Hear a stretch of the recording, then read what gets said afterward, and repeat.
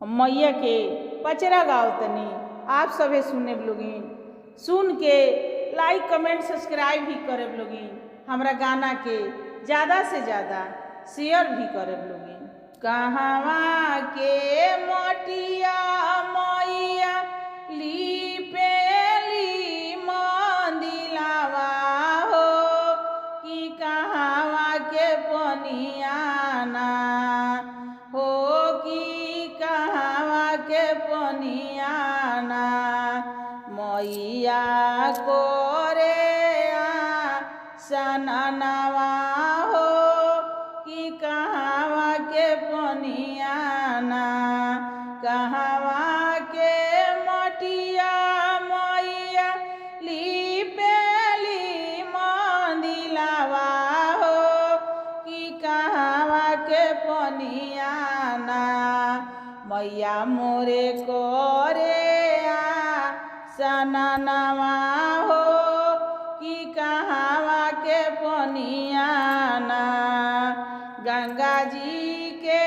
मोटिया मैया लीपेली मंदिलावा हो कि जमुना जी के पनियाना मैया कोरे सननवा हो कि जमुना के पनियाना काथिए के तेलवा मैया ठोकेली का परवा हो कि काथी के कोहियाना हो कि काथी के कोहियाना मैया झारेला मिकेसिया हो कि काथी के कोहियाना नारियल के तेलवा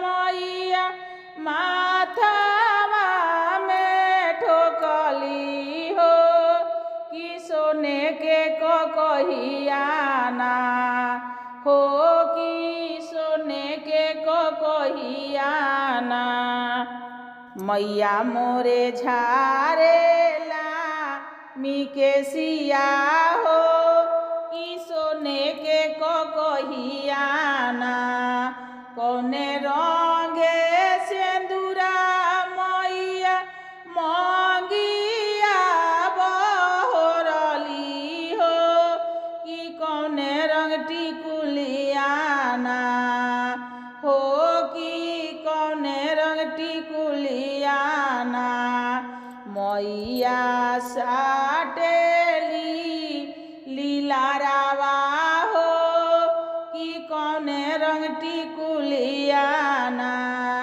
पीला रंग सिंदूरा मैया मंगिया बहोरली हो कि सोने के टिकुलियाना हो कि सोने के टिकुलियाना मैया मोरे साटेली लीलारावा हो कि सोने के टिकुलियाना कौने रंग फुलावा मैया आसन लगवली हो कि कौन फुलावाना हो कि कौन फुलावाना मैया धरे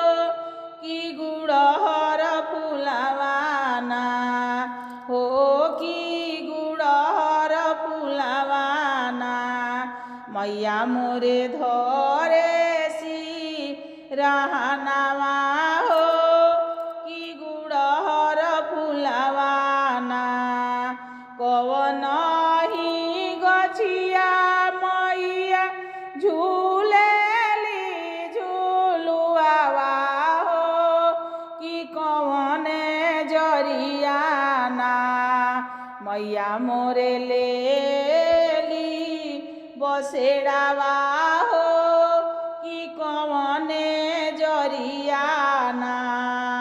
मैया मोरे लेली बसेड़ावा हो कि कवने जरियाना।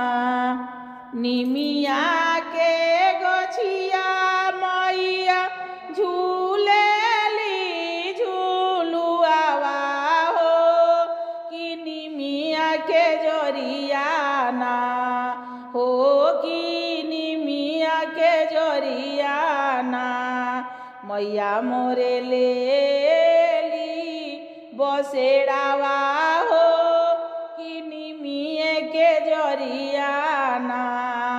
मैया मोरे लेली बसेड़ावा हो कि निमिये के जरियाना। आप सभी के गाना सुनने के लिए धन्यवाद।